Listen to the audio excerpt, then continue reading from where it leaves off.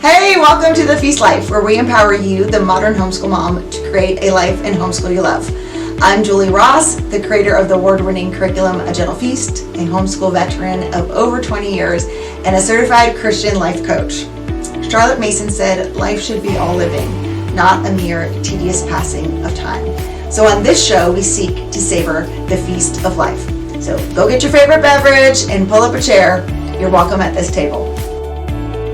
Hello, everyone. Welcome to The Feast Life. I am so glad you're here. Today, I am talking to my friend, Christy-Faith. Welcome to the table, girl. Hello, I'm so happy to be here. Just an excuse to spend time with you. I know, we've already been talking for an hour, but that's okay. So now we're actually going to hit record and share our conversation with everybody. And I'm so excited to introduce my audience to you to my audience. I was on your podcast, and so I got to meet some of your people, message me on Instagram and stuff, which was super fun.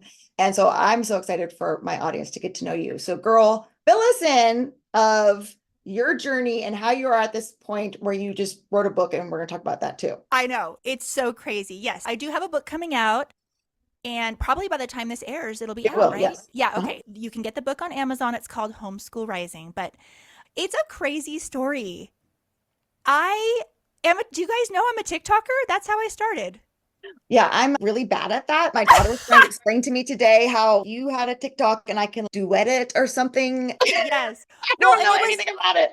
and I will say it was the golden day of the TikTok. Now I feel like I get on that app and every other video is like Home Shopping Network, which I refuse to schlep product Yes. for you, TikTok. Yeah. Thank you very much. So you might need to find me on Instagram now. I mean, I'm still posting on TikTok, but I'm just falling out of love right at this Yes. particular moment. But yeah, so I got on TikTok not on purpose. Initially, I happened to have been in makeup that day and my hair was done because I happened to go to church that morning, and I was like, I am really mad. I feel like everybody, because I got on TikTok and I searched for homeschoolers, and it was either people coming out of COVID who were just complaining about having their kids home.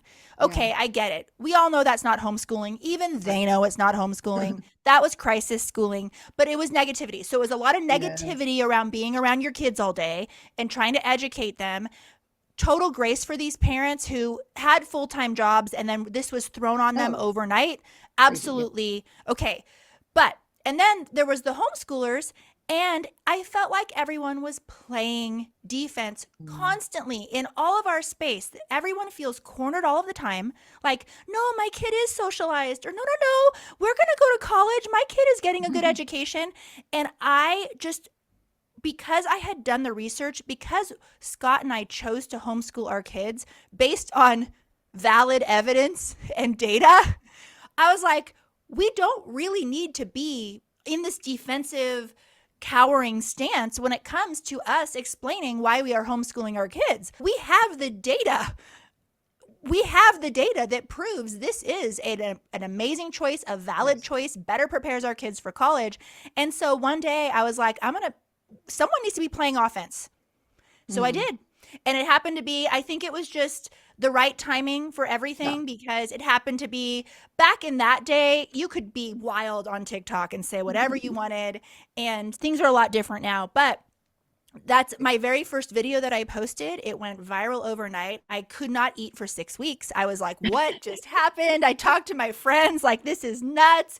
And everyone in my life was like, you should have an open mind regarding, is this an opportunity? Is this Mm. something you're supposed to be doing with chapter 2 of your life? So previously, Scott and I've been in education for over 20 years. Scott and I ran a boutique learning center and consulting firm in Los Angeles. We taught the kids of the rich and famous. We got them into Ivies. We did test prep, reading interventions. We did all of that. We even ran a homeschool in the mornings. But we had sold our company and moved to Colorado, and I was loving the stay at home mom homeschool life. And so I Yeah. wasn't really planning to do a second career. But I think that God had a different plan for me. Yeah. It was very clear. And then fast forward 9 months into that, around 9 months, 10 months, 11, I don't even remember, a publisher came to me and they said, we want more books in the homeschooling space and we want you to write it. And I could not believe that people were, it's like, what? What? Can I even write a book? Do I know how? The answer is no, I did not know how. That is if you're wondering. I So it was a think that's year. what everybody says. Yes. Yeah. Yeah. A graduate paper? Yes, I can do that. So I fumbled through the whole process, but I never gave up. I never gave up because I cannot tell you how many drafts I thought were just complete crap. Can I say that on your podcast? Sure. Yes, absolutely. Okay. We Throw it keep in it the real. trash. Okay. And but I'm happy with the product now. I feel like it's doing what I initially like, my heart wanted the book to do, and I'm really proud of it now. But it was a journey getting there. Anybody who's going through something hard or trying to do something really hard right now, I just don't want you to feel alone. Like, Yeah. hard things are really hard and you don't know how to do them. And I was at the point where I felt like how a lot of our kids feel who maybe have ADHD, where like this Yeah. task is so huge and I Yeah. don't even know how to break it down. Like, Mm. how do Where do I professionals start? do this? Yeah. Yeah. I actually had to get some help from Yeah. professionals that knew how to organize. This is a great computer program to use, Christy. Oh, this is a computer program that authors use. Okay. Anyway, it got done, many drafts, many tears, and it's here. So thank you. Yeah. And I'm so proud of you. It's fantastic.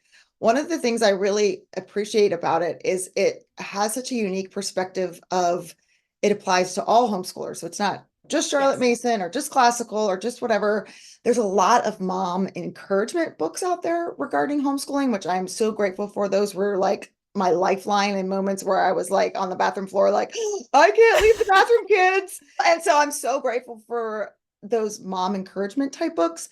But yours is like a homeschooling like manifesto. And I don't feel like there are books like that on the market, especially written by actual homeschool moms and not like educational theorists and like things that like, or you read them and you're like, okay, this is as boring as sawdust. Like, you're real, you're funny, you're engaging, you have real life stories. And it's, oh, I could totally relate to this lady. And for me, even being in this 20 years, it's like fuel for the fire. And I feel like so many moms, especially we're recording this in February, this time of year, are like, why am I doing this? This is so hard. I'm totally screwing up my kids. Let me start planning next school year because that sounds fun and exciting. Totally neglect what I'm supposed to be doing right now. And I always tell people, you have to go back to your why and find your purpose and your passion, and that will ignite you and motivate you on those really hard days, like you're talking about on the hard day when you didn't want to write the book. Why am I writing this? What am I doing? And so I feel like your book is like that fuel to the flame. So I don't know if you realized that. It was like, what was your intention? This is what I'm going to be writing about. This is the topics here. Okay, so I went the route of what you shouldn't do when you're writing a book. They always say narrow your audience, right? So Yeah. are you writing directly to homeschool mothers? Are you writing to the professional field, the Yeah. pediatric field? Are you writing to naysayers? Who are you actually writing to? But I kept coming back to I'm writing to all of them Mm. because what I know is the worst naysayer is in our own minds. Yes. We are our worst naysayers. Okay. We tell toxic lies to ourselves all the time. And so I was like, how do I write a book that someone can hand their mother-in-law who is criticizing their homeschooling? She can hand it to her pediatrician who's grilling her about socialization Yeah, at a yeah. regular yearly visit, but also read herself and be like, why would I choose anything else? Why would I? Yes. So the I fact definitely that get that. I have, and in my first chapter, I address those three audiences and why, what I hope to get out of them to get out of the book. Is that bad writing? It might be, but I'm a new book writer. No, I think But that's that's good. what I hoped Yeah, to achieve. And it was a big nut to crack. that is. Yeah. And maybe I didn't do it well. Maybe I did some parts of it well. And it's funny because my favorite chapter always changes. Deschooling. I was like, I love this deschooling chapter. I want everyone to read my deschooling chapter. And then it's another chapter about, yeah. And there's a chapter I had to delete, which is sad because I was over word count. Yes. Yeah, that's hard for sure. I think what makes you such a person who should be talking about this, right, is your background and your experience. Can you talk a little bit about the kind of learning center and the work that you Sure. were doing there and how that led you and your husband to decide to homeschool? Because you bring that up in the book a lot, but I think it's so Yeah. important because even those of us who homeschool saying, I want to homeschool because I want to provide my children a different kind of education than the one I received. We Yes. so easily fall into the trap of making our school, homeschool, look exactly like the school that we didn't want to have our Yeah. children be in. Yes. We do. Yeah. I'll start here. We were running a homeschool out of our center for a very long time. However, that homeschool was utilitarian. So we were in Los Angeles. It was pre pro athletes, quite a few actors, kids who were expelled in between schools for a season. We loved those kids. They're just all misunderstood. And so they were great kids. But when I started to read up on homeschooling to make my homeschool better at my center, at the time we were hiring certified teachers and using certified curriculum because heaven forbid if we ever have to matriculate this kid back, they need to be ready, right? Right. Keep in mind, I'm not deconstructed yet. That was Pandora's box because when you start reading homeschooling books, then you're like, what? Yes. There's different pedagogies? Wait a minute. What? Why are these kids learning Latin? Like, that makes no sense. And I actually remember going to a homeschool conference and walking up to one of the big classical guys and saying, really? Latin? I live in California. At the time, I lived in California. Shouldn't my kids be learning Spanish? Yeah. It was I wasn't disrespectful, but now I'm super embarrassed that I did anything like that. So, No, I think that's a very legit question, actually. yeah, and I was not deschooled. I was not deschooled. I was completely a product of the environment. I went through the public schools myself. So, what we started to see, and this goes to why we chose homeschooling for our own family. We worked with the kids of the very wealthy. There were unlimited resources. We had a lot of our clients, these kids never even stepped foot on a commercial jet. They only flew private. These were A-list celebrities, the producers, the people even more powerful than the A-list celebrities where you don't know their names, but they're actually more powerful. Those were the kids that we taught.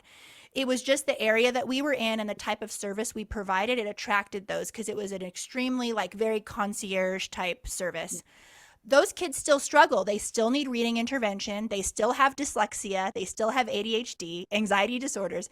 So every single day I was reading IEPs, and most of these kids were, of course, their needs were not being met in either the public or private school that they were in.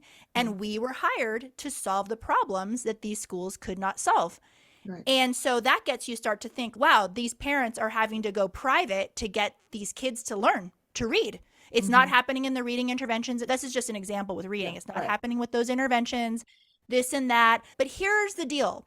We worked with kids all the way through 12th grade. You would think that if you had unlimited resources to all the tutoring in the world, all the intervention, all the vision therapy, all this, all that, wouldn't you think outcomes would be better? Wouldn't you think kids would be happier? Right. They weren't. And it really ate me. It just got under my skin because the outcomes aren't better. These kids were suffering from depression.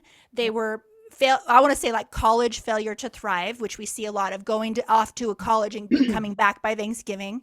And all these things after these parents spent thousands upon thousands of dollars to get them the test prep they needed, the college counselor to get them into that Ivy League school. And it just cracked the glass a little bit for me. What's going on here? You got to see behind the curtain. Yeah. I did. And it's because we often think about it. I often use different analogies to explain because it helps for me. Yeah. It's like dieting. We'll say, if I could hire a professional chef like Oprah can, of course I'd be skinny, right?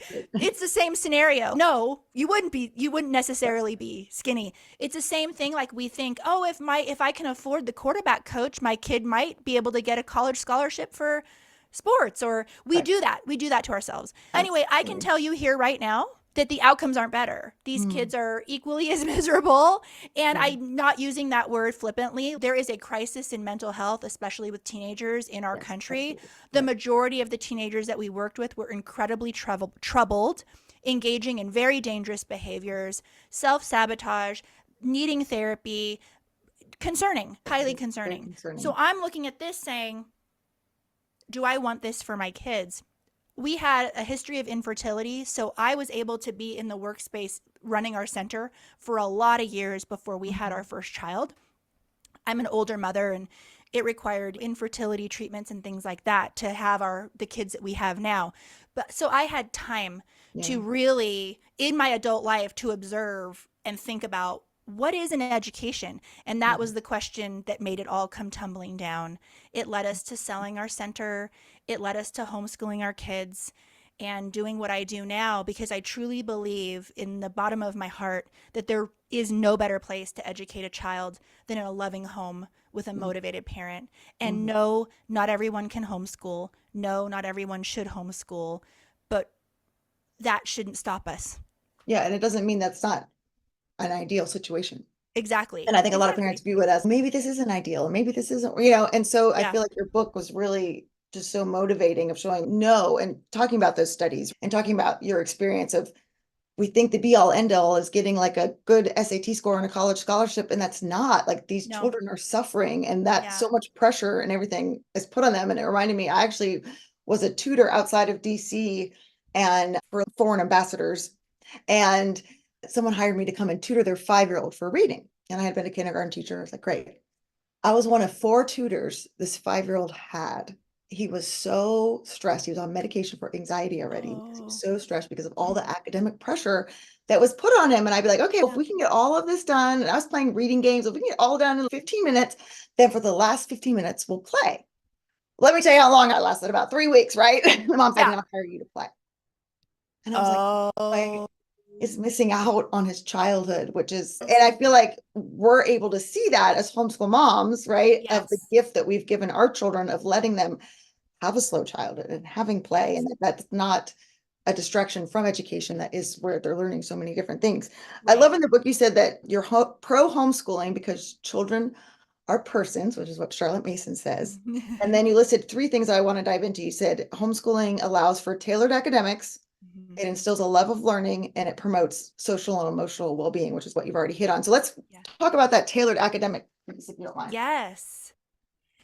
Yeah, and your listeners already know this because of the amazing work you do in the Charlotte Mason world as a thought leader, and that there are different ways to educate a child. And even within, I know you would agree with this too, is even within the Charlotte Mason world, we still want to be students of our own children, and we want to modify what we are doing. That's what I love about your curriculum is you've made it really easy for us to adapt on a daily basis. We can change things up so easily without messing up everything else. And Right. which is often how curriculum is written poorly. But yeah, I think that all kids learn differently. They learn at different paces. And for some reason, we have been indoctrinated in our society to believe that by the age of 5, developmental inconsistencies, for lack of a better word, no longer exist. Meaning, it was okay if your kid walked at 7 months or didn't walk till 15 months. No one was concerned. But all of a sudden, and I used to give these reading Yeah. tests. When Yep. I would give a reading test to assess where a child was, it actually assesses them by year and month, Yep. and then compares them to everybody else. Yep. Just think that why have we done this as a society? And the answer is standardized education. The answer is there's no other way to mass educate children Yes. without putting them within a system that regulates what they're learning any given year. There's just no other way. So make no mistake, that system was not created in the best interest of children. Hmm. The compulsory education system in America, and I am including private schools in this, if you are mass educating children, Yeah. how could that possibly be in the best interest of your own child? It's Right. not. They Yeah. have to get the job done. A Yeah. lot of kids do just fine with that. But a lot of us say, no, I want something better. I want something different. I want something better. I want something more custom. I have a co op 3 minutes from my door, and but it's like one of those academic, it's a homeschool one, Hmm. but they're too restrictive with the curriculum we have to use. So we're not a part of it because Yeah. I want to always have the opportunity to look at what learner I have right in front of me, what is going to be the best course of action all the way through high school. Is this child college bound, or are we Yeah. looking more at art schools or Yep. degree free, which Yep. is also amazing. I'm about to interview somebody on my podcast who is in the multiple six figures degree free Mm. homeschool Oh, graduate. Steve So Jobs, right? yeah. So anyway, it's just it's exciting to me how, and I feel like you were a teacher, so as I feel like if anything, we have to deconstruct even harder because we were Mhm. in it and we taught it, and we're like, Yes. standards. And so I feel like it's, if you are a mom listening and you're like, but I don't have a teaching credential, just know from my perspective, you probably have to do less work than I did. Yes, Yeah. yes. No, I totally agree. And I totally see that. And it took me Yeah. probably just like a year or two of homeschooling for me to get out of that mindset of it has Oh, to be this way and fall this way. I think because oh, my last year of teaching, I was so disenchanted with everything and I was so yeah. heartbroken. I was teaching fifth grade and I had no students in my class who were reading at grade level when they came into. Oh, Most of them were third and below, and I had some that were on first grade. And it broke my heart to see these kids and just there was only so much I could do. I have to teach this test and I have to teach them these 5 things on the history test that they have to know these facts about right. World War II. And I'm like, they can't read. It's who cares? Who Yeah. cares? It's so funny because I get grilled a lot on social media about all this, and we can go there and not go there. We don't need to go there, but I'm going to go there for a second. All this Okay. gender ethics stuff, this gender ethics, asking a 5-year-old what their pronouns are. And I'm just like, you know what hill I die on? Before we talk about those things, let's figure out if this kid's reading. What is your job, school system? Because I would just want my kid to read. And more Let's important than stay in that, your like I lane. want them to be able to think about what they're reading. So it's one thing Yes. just to learn the mechanics of can they Yes. actually read, can they answer comprehension questions, can they pass the standardized test? But at the end of the day, they actually care about anything that they read? Probably not, because those textbooks Yeah. were so awful and boring. Yes. And what I love about the Charlotte Mason philosophy, which I incorporate in my homeschool, is this deep love of reading and literature and living books. When Yeah. I was going through the system, I were reading assigned reading, what we would call in California core books. I think they're probably called that in other states as well. Core books, it was work. It was work, and I just had to pass the quiz on Mhm. Friday, and I never had a profound, and by the way, the literature that was given to me was not bad literature. We were reading Where the Red Fern Grows, and Oh, I love we that were book. reading beautiful stuff, Yeah. but because of all the ick around it, Right. around schooling, Yeah. it killed it for me. It killed any enjoyment of reading, and I didn't capture that until my adult life. And I just think Wow. that's one thing is with homeschooling, a goal is I just want my kids to love reading. And if they Mhm. do, then I've done a good job. Yeah. Yeah. I think I want to talk about this concept a little bit, but I wanted to read a quote. So the concept is, what is the actual purpose of education? And you talk Oh, about this a lot in your book, and I know Charlotte Mason has a lot to say about it. So I yes. wanted to read a quote from her, but it relates to what you just said. So I think it's really cool. This is from School Education. She said, perhaps the chief function of a teacher is to distinguish information from knowledge in the acquisitions of his pupils, because knowledge is power. The child who has got knowledge will certainly show power in dealing with it. He will recast, condense, illustrate, or narrate with vividness and with freedom Mm. in the arrangement of his words. The child who has only got information will write and speak in the stereotyped phrases of his textbook or will mangle in his notes the words of his teacher. And to me, that's because you're only given information, you don't have any Yes. ideas. You have to just regurgitate what the textbook said or what your teacher said. Yeah. But a child who has received knowledge, they can take it and change it and illustrate it and talk about it and make it all these different things because it actually becomes part of their personhood. So you talk Oh, about a little bit about this in the book, but I think it's so important for parents when they're reading this to get this or think about this for themselves. It's one of the things I tell parents before you decide any curriculum, you have to answer this question for yourself. What is the purpose of education? What do you yeah. think the purpose is? Because that will dictate all your decisions. Yes. Absolutely. And our society, and the reason why we need time to really think about this question as parents is because we believe that education is vocation training. Yes. That's what it was designed to be. That's what we now believe that it is. And we believe a good education is the one that best prepares the kid for their future vocation. And the ancients and Charlotte Mason and everyone super duper smart, if you look in history, they did not believe that is what an education is. This idea is in the last 150 years. It came with the Industrial Revolution. It's new. No one in colonial America, no one believed in education was first someone else's responsibility. No one believed that. it was just ludicrous to think that it wasn't the parents' responsibility to educate their Yeah. kids. And it wasn't really for vocation. That's why you have these amazing thought leaders all throughout history. They were reading, the Iliad, the Odyssey. Today, Mhm. people would consider those works to be irrelevant or not productive or whatever. My kid needs to know the water cycle instead. It's Yeah. no, your kid needs to ponder big ideas instead.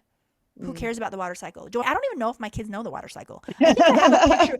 I think I have a picture book downstairs. I'll pull it up for next week's morning time. Okay, We'll talk about the water A cycle. Drop of Water is a really great book. I'll throw that one out. Okay. Today's episode is brought to you by A Gentle Feast. A Gentle Feast offers a complete living books curriculum, an award-winning early reading program, and more tools to equip you to apply Charlotte Mason's timeless philosophy into your modern homeschool. Go to agentlefeast.com to check it out. Smooth and easy days are closer than you think. I think that's the one I have downstairs. I got to tell you. Okay, you can edit this part out or not, but I started homeschooling in a super embarrassing way that we can talk about. I really regret how I started homeschooling. But when I started to change the way that when I was exposed to like Charlotte Mason, classical, I became obsessed with building a picture book nature study library. That's awesome. I spent so much money and I would get stuff used and it became this obsession. I have a pretty kick butt picture book library and my oldest one is in junior high now, but still, if he was to read a textbook of something with science or whatever, what would he really get? It would be all boiled down to what's in this stinking picture book right here. Yes. Yeah, right? Yeah, we could Yeah, boil it down. and yes, he's reading a direct translation of the Iliad right now. Yeah, so we're not sacrificing academics here. Yeah. Yeah. No, that's really great. How would you answer that for you? How have you answered that for your family? Like, why do we go to school? Like, why are we educating these people?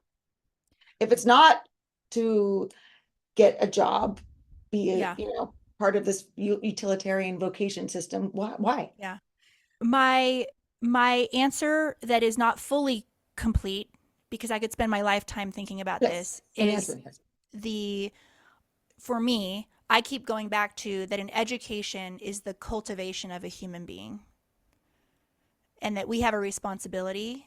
For me, I believe that responsibility has been given to me by God to raise my children and to grow and trust in Him, learn to grow and trust in Him. Although my platform is non-sectarian, everyone knows who's in Thrive Homeschool community and who knows me personally. They know that I have a very deep Christian faith, and I am a faith-based homeschooler. And when I say that I think an education is the cultivation of a human being, all of it, I mean they're spiritual, I mean they're academic, social, emotional, all of it. Yeah. And I think what I love about that, isn't that freeing? Because that allows me to do it how I feel is best for each of my kids. I juggle a lot. Some days I'm in tears over it. But overall, I think that what I love about Charlotte Mason is how much she emphasized that these are people. These kids are precious human beings. And this is a big responsibility that we have. And I just don't believe the schools are doing it right. Deep in my heart, I don't. Yeah. I love that you mentioned, why do we do it? For the tailored academics. We talked about that, right? Yeah. That you get to make it be what your kid needs at this thing. We're not going to all fit into this cog and a wheel on a big machine, right? Yeah. And that you can instill this love for learning by the literature and the big ideas instead of just stuffing them with a bunch of information, right? And then what I feel like you're talking about now is that this social emotional health that you get from being with your parent and working through these things together, is that kind of one of the other three pillars that you're touching? 1,000%. 1,000%. And I am not happy with what I know based on the research that I had to do for Homeschool Rising on the mental health and emotional health of children in America. And there is no way anyone can say that the public school environment is a healthy place for a child. You can't say it. when you look at what a healthy socialized child is, in my book, I go over 13 characteristics of a healthy socialized child. Not a single one of those items is a school required to achieve that. Can you give an example? Yeah. For example, I could go with bullying, I could go with grades, what grades do to children in terms of Yes. pressure and anxiety. Yeah. We can talk about academic anxiety because that hits home for Yeah. me. I grew up Yeah. with that. If you have a kid and I do have one of those in my own home, and I was certainly bent towards this way where I had a tremendous amount of academic anxiety. I was very worried about failing. The only reason why I was worried about failing was because I was given this thing called grades. Right. And the grades were not put in the proper perspective and in the proper Yes. place. Now, don't mistake what I'm saying. My son is in an online class where he is given a grade, but because it's one class and I have the time to have conversations that I don't Right. really care about the grade, I care about you and your effort and your character with it. Right. He knows that the grade is not important. But that's not how that's not the message they're going to get from the schools, from the Yeah. teachers, and honestly, Yeah. most parents. I can't tell you how many parties I've been to where when a mom is talking about her kids, not a homeschool family, oh, my kid's a great kid. She has straight A's. She gets straight A's. She's a great kid. Mm. And my heart breaks Yeah. because that's not what makes a great kid by any stretch. There's Yeah. a lot of other adjectives that I would use. I would Yes. say your kid's a great rule follower. Your Yeah. kid probably has great reading comprehension. Your kid is great at following directions. There's a lot of Yeah. other things I would say. And I think that part of this is because I grew up with a sister. I have an older sister, and she has profound learning disabilities. And in the 1980s, first off, girls were rarely diagnosed with anything back Yes. then. Even the concept of dyslexia was very new. Many of her teachers would not even accept her dyslexia diagnosis and refused to make accommodations in the school for her and would shame her and things like that. So I grew up with the one benefit is my parents never put a huge they never put a huge emphasis for her on grades. They did on me. They did on me, but not for her. But I was hearing that language, right? I was hearing, and also just with is this a therapy session? But with family dynamics, I didn't want to cause academic problems Yes. for That my often for my happens. parents. Yep. So Yep. this can absolutely turn into a therapy session. That's okay, girl. I'm a life coach. Let's bring it. There you go. You get what you get with me, ladies. I love it. Yeah. Well, Did I even answer your question? Yes. Well, I feel like that's like one of the beautiful things actually about homeschooling. And it's funny because, and this is why I just love talking to you because we just go on these rabbit trails and like my ADHD will kick in and we'll be talking about Yeah. in 5 minutes, but that we are healing ourselves through Yes. homeschooling and we're healing Oh, our own educational past. So much so in the gift that we're giving to our children is something completely different. have you done a podcast on that? No, but I need to. Thank you. I better write myself a note. Wait, write it down right now before we forget, because you Okay. have ADHD, so you'll forget. I will. Yes. I'll remind you. I want that episode. Can you do a whole episode on that? How homeschooling heals us. Can we have a quick moment? Because I talk about this a little bit in my book. I know for a fact I am a better mother because I homeschool, because there's certain behaviors and things that maybe I would have not addressed, but I am faced with them Yes. more consistently. Yes. But when I've done the work, Scott and I have gone through, like, you guys don't think that because we're like people that have podcasts that we're perfect. Like, we're not. Scott and I have gone through parenting courses. We Yes, really want to we are constantly learning how to do this. And so I think that I am so thankful because of homeschooling, it has spurned, wow, my daily life right now is pretty chaotic, and I'm noticing myself getting really dysregulated. And this isn't the homeschool dreamy life that I see on Instagram. What's wrong? That's led us to parent coaching and things like that otherwise, honestly, if my kids were off and I was busy with my career and all of that, I think that there's a lot that I would overlook. I'm not saying that because your kids are in school, you're a bad parent. That's not what I'm saying. I'm saying that I'm thankful that I'm thankful for the opportunity to cultivate the atmosphere that I want in my home. Yeah. It's all about that atmosphere. Yeah, and which, it's such a gift. And I so appreciate your honesty and your vulnerability. And that's something I really strive for on this podcast of telling people like it is and being like, yeah, I struggle with this, I do that, yeah, because we can get this idealized version. And when we have this idealized version of what our homeschooling should be, and then we have yes, our reality, it's that gap that leads yeah, to our disappointment and discouragement. And so yeah, it's no, we are all in this together, but that's the beauty of it. And I wouldn't have it any other way because I'm yeah, working on myself, yes, but I'm also helping my kids work on themselves. And that right, wouldn't be the case. Like you're saying, we get to see it all the time. Your kids yes, are going to, people are like, my kid resists school. My kid doesn't like to do XYZ. And your kid's going to do that whether they're home with you or whether they're in a school, but you get to be the one that helps to coach and walk them through that resistance and get them yes, to the other side rather than having them just sit there all day and being miserable and turning it in on themselves a lot of the time, or they turn it out on other kids through, right. yeah, their behavior and whatnot. Yeah. And here's a perfect example of what is an education. So yesterday in morning time, okay, in today's morning time, I actually fell asleep while we were listening to a book on tape. Okay, but yesterday I didn't fall asleep. But no, we're reading the Greek myths and we got to the part about Narcissus Mm, and Echo. And here's the difference between what your kid would get in school and the opportunity for social emotional learning when you homeschool. That your kid, schools are now moving into this SEL stuff, yes, social right. emotional. It's Mm, not like what a parent can do. Like it's not. So we were talking about the story of Narcissus and how he was obviously that's where the word narcissist comes from, and he looked in the water and fell in love with himself, and this Echo girl was pining after him. And we had this whole discussion. And I went there with my kids. I said, there's a term for these people and they exist today. And it's sad. And these are some things that we have to do to manage. And you want to always try to not be in a relationship. Like whoever right. you choose to marry one day, you really want to look for signs for this because it can be a really sad life. I just went there. It's appropriate for their Right, age, right. but if they were going through, even at a Christian school, a unit on Greek myths, would there be that discussion? Like No, that only a mom can have with her daughters? There wouldn't. right. And so yeah, we learned the thing.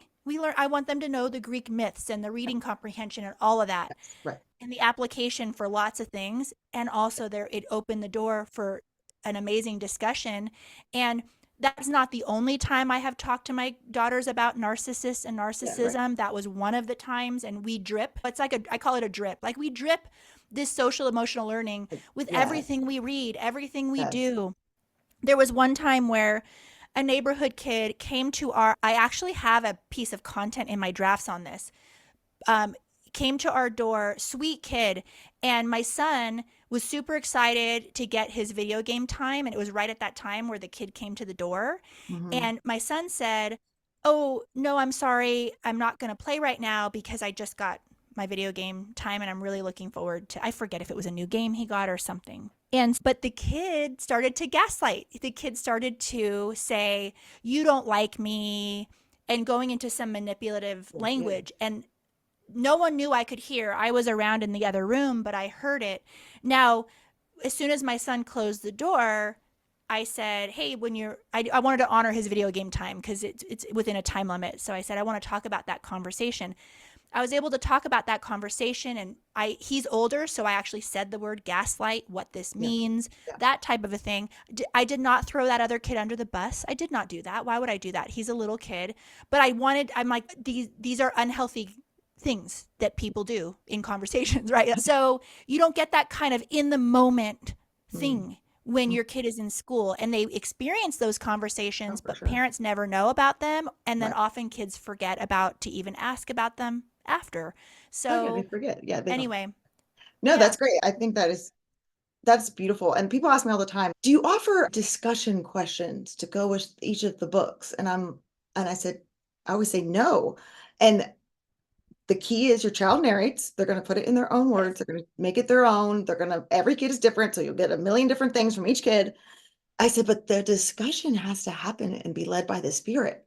I don't yeah, want to give you a discussion question of So, what do you think about people that look at themselves in the mirror too much? It has to be led in the spirit Yes. by Yeah. the parent. Yeah. And that's why the parent is involved. Or the kid comes to you and they're like, Mom, I read this and it reminded me of this news story we saw about so. And you have this Yes. natural discussion because that's real life. I don't need to give you four Yes. questions that you ask at the end of every reading because that's not natural. That's not real life. And Yeah. again, everyone has their own views of what tools they need and what they Yeah. want in their Yeah. education. I'm not saying that, but I think it's a beautiful gift that we have that we can have those Yes. discussions and to see that as a gift, not as Right. a waste of time or this is the purpose of it. These discussions, Right. that is the education.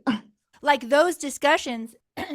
Okay, so when I was a teacher, kids would ask me questions and I would have to say, let's hold off on that because I have to cover this. Yes. And with homeschooling, we have that gift of, wait a minute, this is way more important than what I was going to cover. This is an opportunity where a life skill is applicable because they've done studies that we remember what we have an emotional attachment to. That's why Charlotte Mason loved those living books. That's why reading The Hiding Place is like an amazing way to learn about the Holocaust. Yes. Rather than through a textbook that just says what was done. Right. And so we have that opportunity to drop everything and realize what is the most important thing. Let's prioritize what is most important.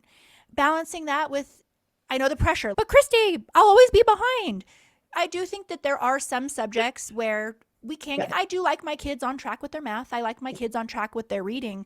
But other than math and literacy, the R's, I do want my kids to have rhetoric. I want them to know how to write really well. But if I can teach them those things, the rest is just icing. It's just, it's not as important as those other pieces. And it's very freeing. But I fight every day. I fight every day. Do you still? Or are you totally free? Are you so advanced that you're like, No, my kids are all older now. you So guys, I don't know if you're watching this. No, I've totally arrived. no, that is not true. I have not arrived I know. at I'm all. giving you a hard time. But I think having all teenagers now, Yes. there is just a flow and ease, and that is probably me being 20 years in and going, yeah, Yes. it's gonna be okay. You also have the proof in the pudding, which a lot of mamas who are starting out don't. Yeah, Like you actually know they're this going to, point has been through the trenches to get to that point. you know, they're gonna be okay. Yeah, and so we So, could go off on this tangent and do whatever, and it's gonna be okay. yes. And so, yes, but it takes trust to get there. I want to close, and I love you so much. I could just talk to you forever. But I just reading this page from your book because I want everyone to hear this. I'm not gonna read all of it. Not a whole page. I'm not gonna read the whole page. I'm just gonna read parts of it because, like I And now I'm said, scared. it's like a homeschool manifesto. One of the things I tell parents is very important to write out what you believe about yourself and how you are showing up in your homeschool. Because again, that negative thinking is so programmed into us. And so I love how you worded this on this page. Who is the best person to impart your family values to your child? You are. Who can tailor instruction to fit your child's exact learning style? You can. Who can encourage a lifelong love of learning and foster their creativity? You can. Who has the freedom to choose the exact method by which you educate your child? You do. Who has the patience, deep understanding of the precise factors and influences and knows exactly how to best accommodate your child's special needs? You do. Who is the most interested in your child avoiding a 7-hour school day and homework because you value precious time? You are. And I think people needed to hear that. And I love the way that you worded that. Oh, So, thank you. All right. So how can people get your book and how can people connect with you? My book is on Amazon. It is called Homeschool Rising by Christy-Faith. That's me. And grab it on Amazon. My website is christy-faith.com. People don't realize that I have a hyphen. It's christy-faith.com and you can access everything there. And of course, I'm Christy Faith on all the socials as well. So if you just put in, I think on Instagram, I'm Christy Faith Homeschooling. On TikTok, I'm just Christy Faith. So you'll find me. And and we'll follow this in the show notes too. yeah. So if they are TikTokers, they might already know you, but they should go follow your account. Yeah, I'm so excited for my TikTok tribe to hear this and then learn more about you, because I love what you're doing in this space. We use your morning time. It's precious. I love that you've done the work for me. Thank you. And I'm able to give And I my love kids... that you've done all this research and have all these facts, because I don't. There you So go. it worked out really well. Yeah. So anyway, yeah, this was so fun to be on your podcast. Thanks for inviting me. Of course. Thank you. Hey, thanks for watching. If you liked this episode, please heart it down below and make sure you subscribe so you never miss an episode. Leave a comment and let me know what you learned in today's episode. I'd love to hear from you.